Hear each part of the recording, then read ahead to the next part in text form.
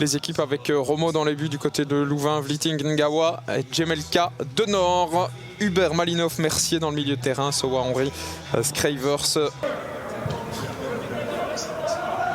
Je vais être pas content sur Cuesta. Parce qu'il a joué la prudence. Bongonda qui est parti dans ses dribbles. Torchevette, la frappe! Oh, quelle est belle! Et c'est bien arbitré maintenant. Il n'a pas eu le temps de siffler non plus, hein, monsieur Botterberg.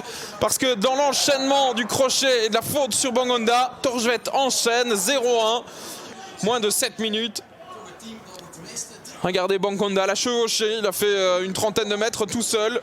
On évite de le crocheter, Jemelka le fait, mais Torchevette là qui intervient parfaitement et qui profite de ce ballon qui traîne à l'entrée du rectangle. Boum, 0-1, Genk passe déjà devant. Et Louvain va devoir se réveiller rapidement, hein. Ça c'est évidemment un réveil brutal pour les hommes de Issam Charaï. Vliting, Mercier, Skravers. C'est bien joué, la course est intéressante aussi de la part de Vliting avec la tentative et un premier arrêt de la part de Maarten van de Voort qui rentre dans le jeu. La passe elle est pas mal vers Onuachu qui revient dans les pieds de Bongonda. Théo Bongonda. Bongonda encore, la frappe. Oh qu'elle est belle! Et c'est le poteau qui repousse Saromo est resté sans réaction. Le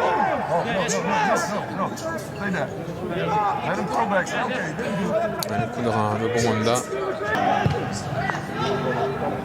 Ouais, Bongonda s'est passé facilement même avec Vliting qui a été complètement mangé là-dessus. Ito, est-ce qu'il peut enchaîner de nouveau avec une frappe dans le paquet? C'est repoussé des points par Romo. Skravers, on réclame une faute de main à Genk, mais ce que je vous disais, la seule tentative cadrée c'était celle de Vliting tout à l'heure. Ça c'est pas mal vu de la part de Louvain avec Kamal Sowa qui centre. C'est un ballon dévié, ça peut toujours être dangereux. Malinov, est-ce qu'il peut enchaîner? C'est repoussé par Van de Voort. Bel arrêt de la part du gardien de Genk. De Louvain, il y a une sorte de bloc avec 3 joueurs à l'entrée du rectangle. Mercier dans le paquet. Oh le ballon très très mal négocié par Maarten van de Voort. Un partout. Xavier Mercier.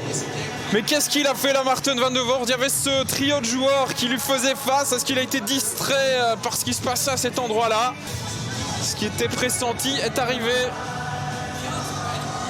Il n'y a pas de raison de se...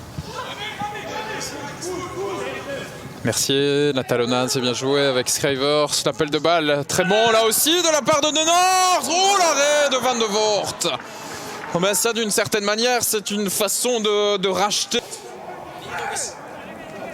Complémentaire je trouve par sa position. Là franchement...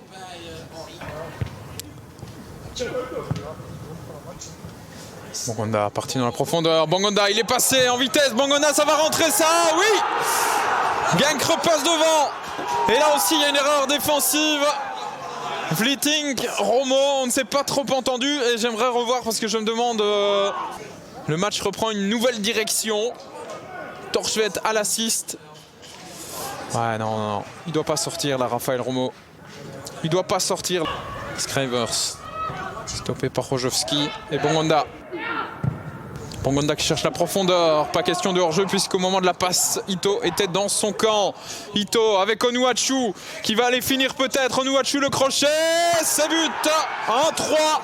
Voilà le break tant attendu par les Limbourgeois. Il arrive très tard et après s'être fait peur.